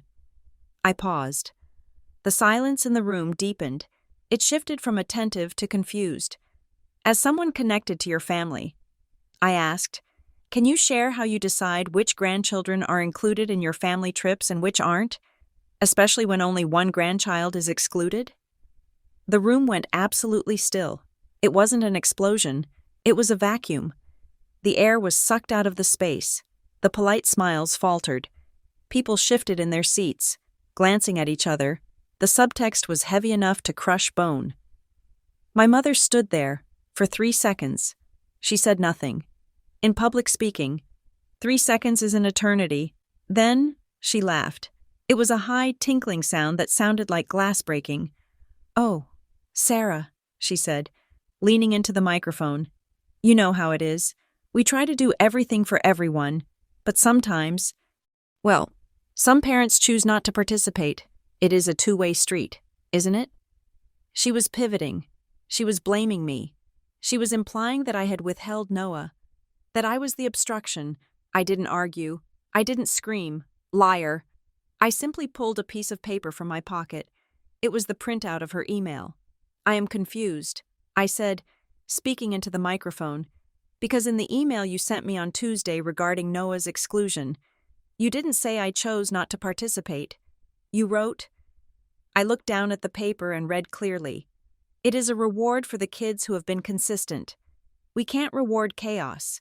It is strictly a decision based on behavior and budget." I looked up.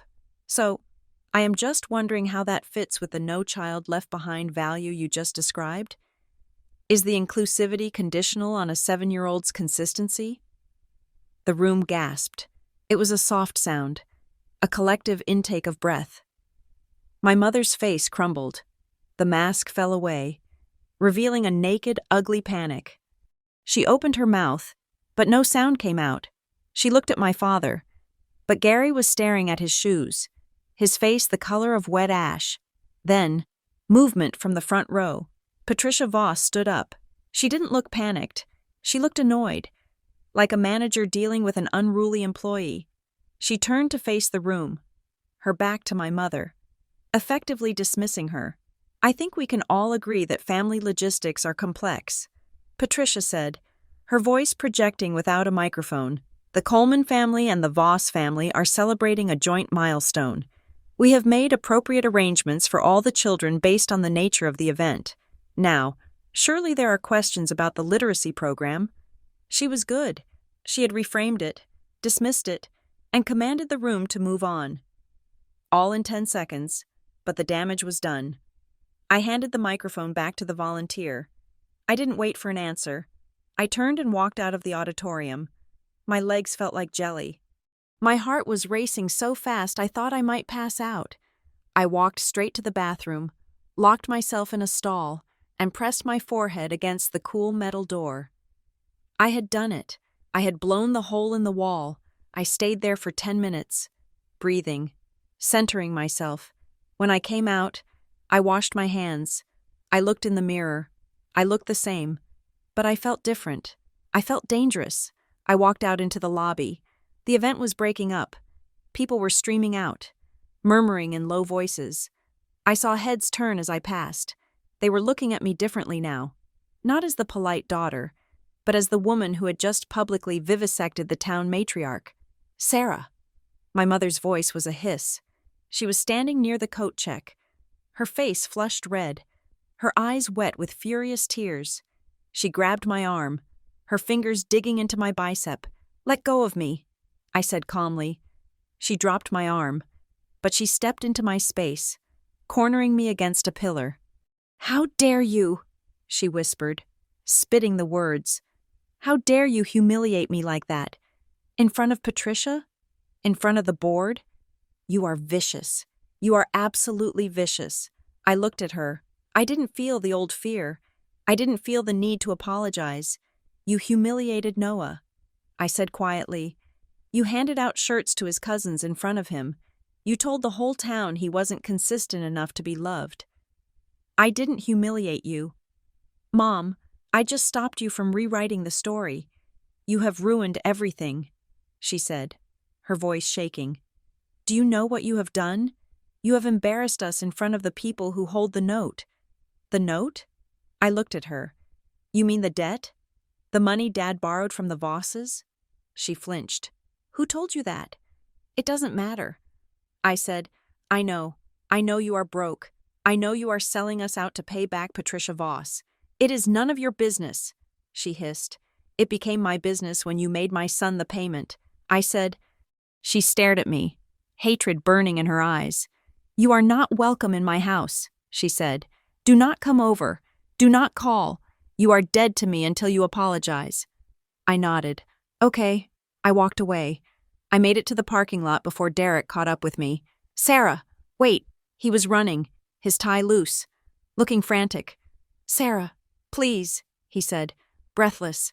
"You have to fix this. Mom is having a meltdown. Patricia is furious. She is threatening to pull the partnership." "Not my problem." "Derek," I said, unlocking my car. "Look, we can fix it," he said, stepping in front of the door. "I will talk to them. We will get Noah a ticket, okay? We will fly him out. He can sleep on the pull-out couch in our villa. Just delete the post, or make a new one. Say you were confused. Say it was a misunderstanding." I stared at him. He still didn't get it. "You think this is about a ticket?" I asked. "What else do you want?" he asked. Desperate. "We will add him. I promise. Just drop the drama." "I am not bargaining with you."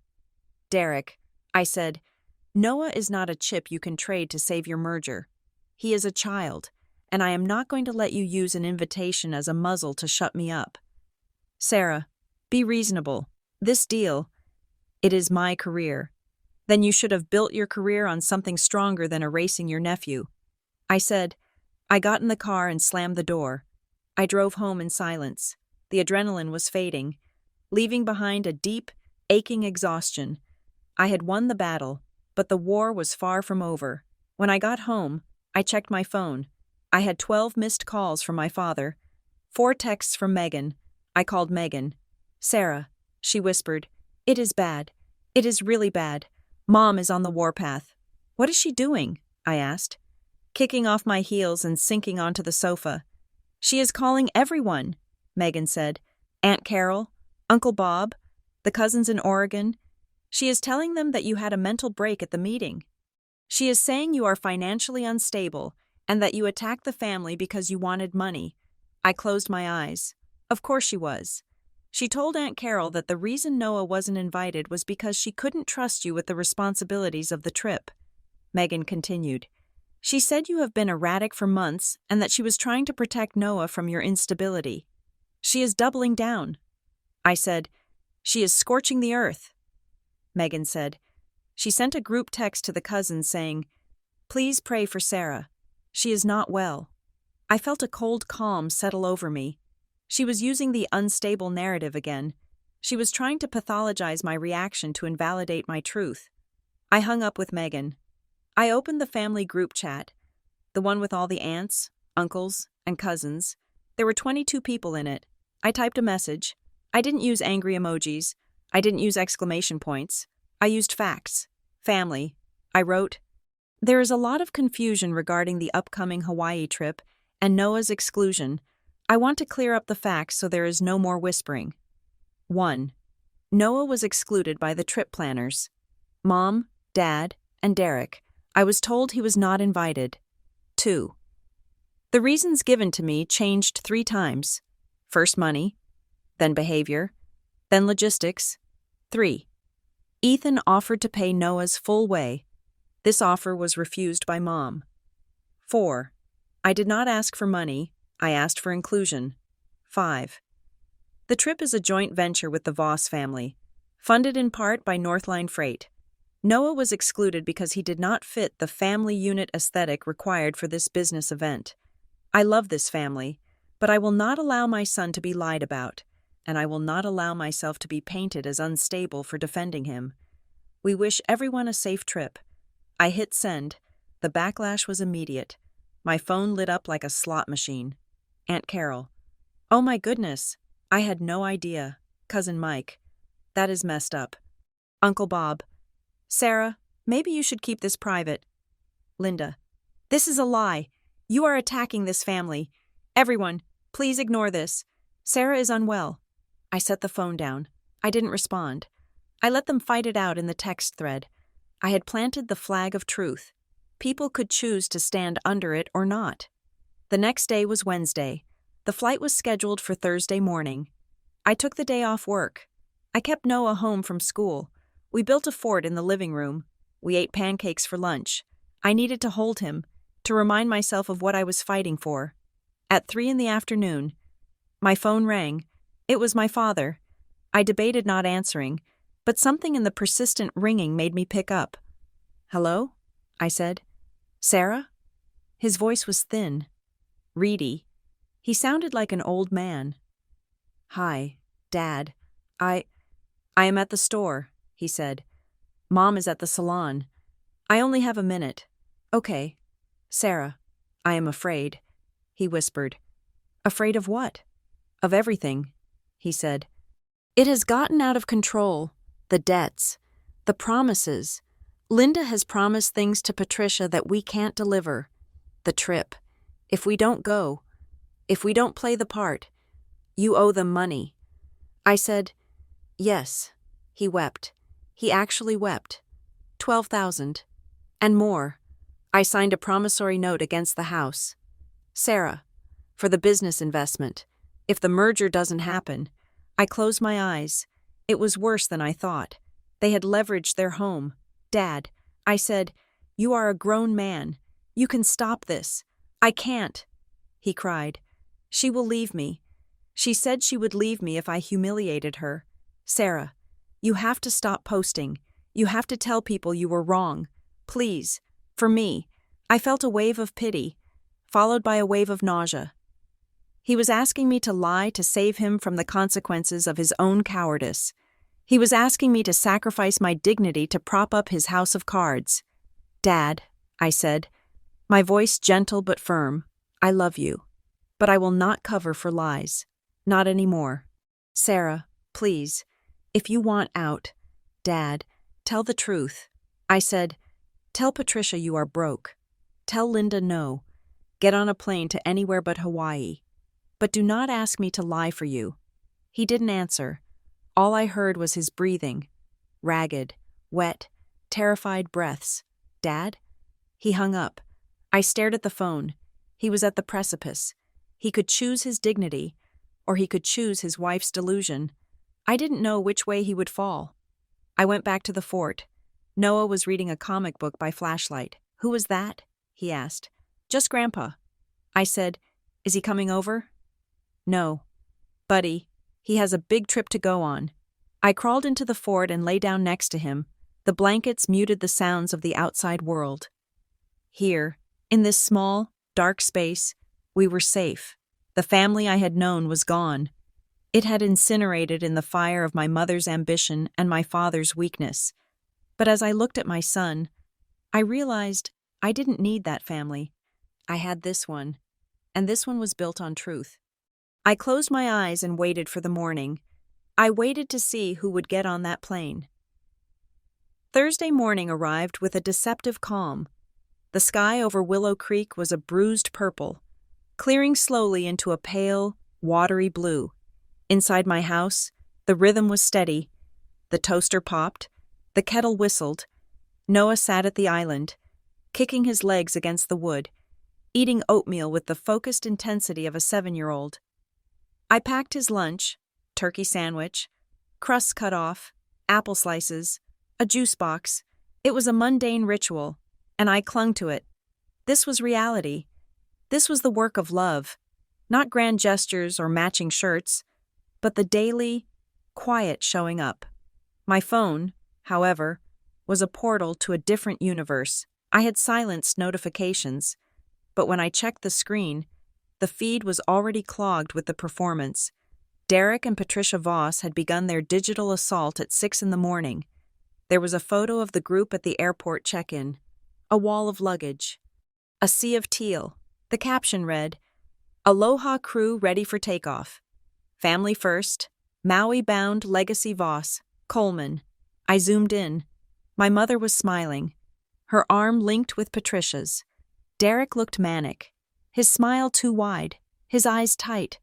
Talia was wrangling her children, who were already wearing the matching rash guards I had seen at the party. And there was the gap, the negative space where my father should have been, and the space where my son and I were not. I put the phone face down on the counter.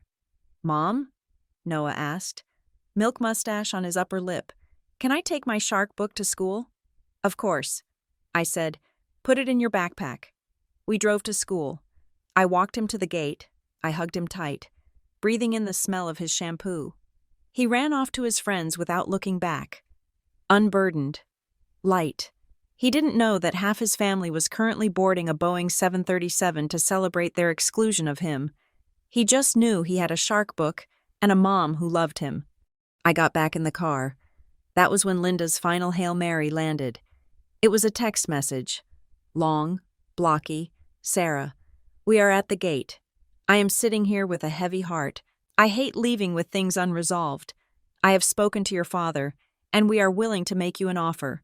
If you post a public apology today, clarifying that you were overwhelmed and that Noah's schedule was the issue, we will commit to taking Noah on a special trip next year. Just the 3 of us, Disney or the coast. We want to fix this, but you have to meet us halfway. Fix the public perception, and we will fix the family dynamic." I stared at the words. It wasn't an olive branch. It was a hostage negotiation. She didn't want to take Noah to Disney. She wanted me to scrub the internet of the truth she found inconvenient. She wanted me to debase myself, to admit to an instability I didn't have, so she could show her friends that she had won.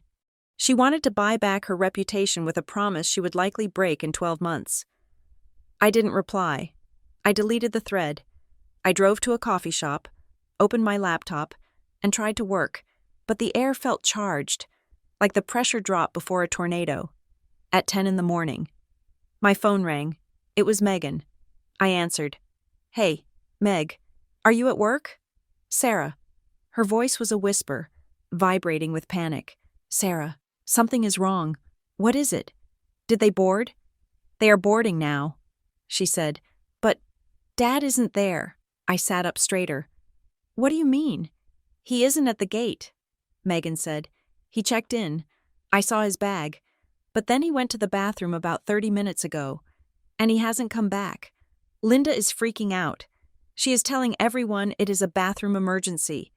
That he ate something bad. She is trying to hold the jetway door open." "Where is he?" I asked. "I don't know," Megan said. "I tried calling him. It goes straight to voicemail." "Sarah, Derek is losing it. His boss is on this flight. The Vosses are already in first class. If Dad misses the flight, the picture cracks." I said, "Megan, listen to me. Do not panic. Just get on the plane if you have to. Do not let them drag you into the drama. I have to go." Megan said, "Mom is screaming at a gate agent." The line went dead. I sat there, staring at the steam rising from my cup. My father. The man who never made waves, the man who followed my mother's lead like a shadow, had vanished in the middle of the airport, Then, a notification from my email. It was from Kara. Subject: FWD, discrepancy inquiry, confidential. I opened it. Kara had a friend on the board of the Literacy Society. The email was a forwarded chain from the treasurer. Kara, I shouldn't share this, but I know you are close with Sarah Coleman. We have a problem with the gala funds. The gold patron pledge from the Coleman family, the one Linda announced? We haven't received the transfer. The check she wrote for the deposit bounced this morning. Insufficient funds. I tried to call her, but her phone goes to voicemail. We are looking at a $2,000 hole in the budget. Do you know if they are solvent? I felt a wave of nausea roll through me. It wasn't just debt. It was bad checks. It was public pledging of money they didn't have. My mother had stood on that stage, accepted the applause, accepted the social clout. Knowing the bank account was empty, she had relied on the optics of the Maui trip to keep people from checking the math. If they can afford Hawaii, surely they can afford the pledge. It was a Ponzi scheme of reputation. I closed my laptop. My parents weren't just mean. They were in free fall. The obsession with appearances had crossed the line into financial deception. It wasn't criminal in the sense of stealing. Perhaps. But writing bad checks to a charity was social suicide in a town like Briar Ridge. My phone rang again. It wasn't Megan. It was my father. I picked up immediately. Dad? Sarah. His voice sounded like it was coming from the bottom of a well, thin, hollow, broken. Where are you? I asked. I am in the parking lot, he said. At the credit union. Crescent Bay? Yes. Why aren't you on the plane? Dad? I couldn't do it, he whispered. I was standing in line, and I looked at Patricia Voss. She was complaining about the coffee, and I looked at your mother. She was checking her reflection in the window, and I couldn't get on the metal tube. I couldn't go there and pretend. Pretend what? That we aren't drowning, he said. I waited. I let the silence stretch, giving him the space to fill it. I took out a loan. Sarah, he said, a personal loan, high interest, to cover the pledge, to cover the deposits, and to pay back the $12,000 I borrowed from Robert Voss 3 years ago. You borrowed money from Derek's father-in-law? He invested in a venture I tried. Gary admitted. It failed. I never told him. I just kept paying him dividends out of our savings until the savings ran dry. Then I borrowed to pay him back the principal so he wouldn't find out I lost it. Oh, Dad, the trip. Patricia insisted on it. She said it was time we celebrated our success. If I didn't go, if we didn't show up with the whole successful family image, she would start asking questions. She would wonder why we couldn't afford it. So you cut Noah. I said. He let out a sob. It was a jagged, ugly sound. We had to cut costs. Sarah. And Patricia made a comment. Months ago. She said it was a shame you were divorced. She said it made the family photos look unbalanced. Linda latched onto that. She thought if we just brought the perfect set, Patricia wouldn't look too closely at the man paying for it. So my son was a budget cut and a PR strategy. I said. My voice was cold, but my eyes were filling with tears. I am so sorry. Sarah. He was crying openly now. I never thought he didn't deserve to go. I love him. He's my grandson. But Linda said it was the least painful option. She said you would get over it. She said we just needed to get through this week, satisfy the Vosses, and then we could fix it. You can't fix people. Dad, I said, you can't fix a child feeling rejected. I know that now. That is why I walked away. I am sitting here. Sarah, and I have $500 to my name, and a mortgage I can't pay.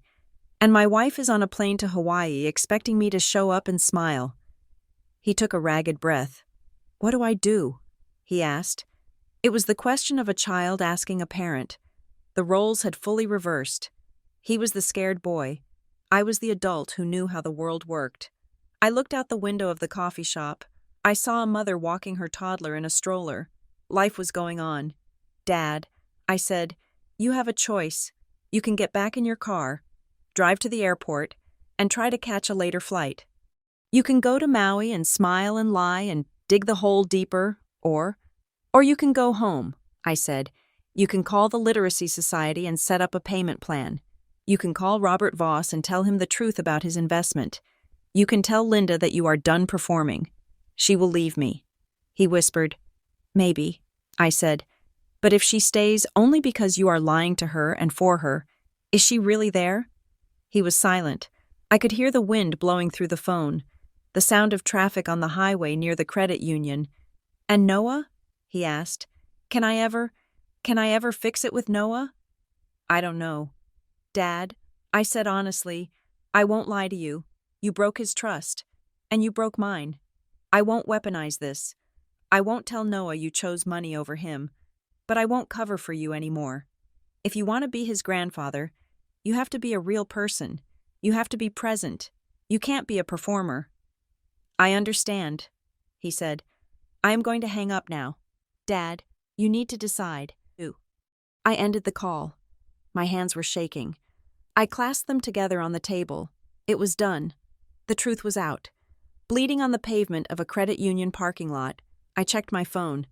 The chaos had migrated to the family group chat. Derek, where is Dad? Has anyone heard from Dad? We are holding the doors. Cousin Mike, is everything okay? Linda, everyone, please stay calm. Gary is having a medical issue. We are handling it. She was still lying. Even as the plane engines whined, even as her husband vanished, she was spinning the medical issue narrative to protect the image. I realized then that she would never stop. She would lie until the moment the plane landed, and then she would lie to the Vosses about why Gary wasn't there. She would say he was hospitalized. She would say he was a hero. I couldn't let her do that to him, and I couldn't let her do that to us. I typed a message. I didn't do it in anger. I did it to close the loop, to stop the speculation, to set my father free from the lie. He was too weak to dismantle himself. Family. I wrote, I just spoke to Dad. He is safe. He is not having a medical emergency. He decided not to get on the flight. He is dealing with the financial fallout of the trip and the debts that were incurred to make it happen. He is at the bank, handling reality. Please do not involve Noah in this. We are stepping away from the drama. I hope everyone who went finds what they are looking for. I hit send. Then I left the group. I didn't wait for the explosion. I didn't wait for Linda's screed or Derek's panic. I blocked the numbers that needed blocking. I silenced the rest. I had work to do, but not my job. I drove to the school. It was 2 p.m. I walked into the office. Hi. I said to the receptionist, I am here to check Noah Coleman out early. Everything okay? She asked. Everything is perfect, I said. We are just taking a mental health day. She smiled. Good for you. I waited by the gate. When Noah came out, his backpack bouncing against his shoulders, his face lit up. Mom, is it time to go? It is time for an adventure, I said. We drove to the aquatic center. It was an indoor pool, warm and smelling of chlorine and humidity. It wasn't Maui. There were no sea turtles. There were no matching rash guards. There was just a tile deck and a slide and a bunch of kids screaming with joy. I paid the admission. $12. I could afford $12. We changed into our suits. Noah ran to the splash pad, shrieking as a bucket of water dumped over his head. I sat on a plastic chair, watching him. I checked my phone one last time. Megan had texted me. The doors closed. Dad didn't show. We are taxiing. Linda is staring out the window. She hasn't said a word. Derek looks like he's going to throw up. Patricia's asking where Gary is. It is over. Sarah, the show is over. I put the phone away. I watched my son. He was making friends with a little boy in orange trunks. They were splashing each other, laughing, unburdened by debt, unburdened by social climbing, unburdened by the need to be presentable. My father was in a parking lot, facing his ruin. My mother was in the sky, trapped in a metal tube with the consequences of her ambition. My brother was sitting next to a boss he had lied to, terrified of the landing. They had their reward. Noah looked up at me, his hair plastered to his forehead, his smile missing that one front tooth. Mom, watch this. He jumped into the water. It wasn't a graceful dive. It was a cannonball. It was messy. It was loud. It made waves that splashed onto the deck. It was perfect. I smiled, and for the first time in months. The smile reached my eyes. I am watching. Noah, I called out. I am watching. And I was. I was the only one who really saw him, and that was enough. Thank you for listening to this story. I hope Sarah's journey resonated with you. It is a story about the heavy cost of appearances and the courage it takes to choose truth over keeping the peace. I would love to hear your thoughts in the comments. Where are you listening from? Have you ever dealt with a family dynamic like the Colemans? Please subscribe to Revenge Stories for more dramas that uncover the secrets families try to hide. Let me know what you think Sarah should do next. Should she forgive her father or keep the door closed? Until next time, keep your receipts.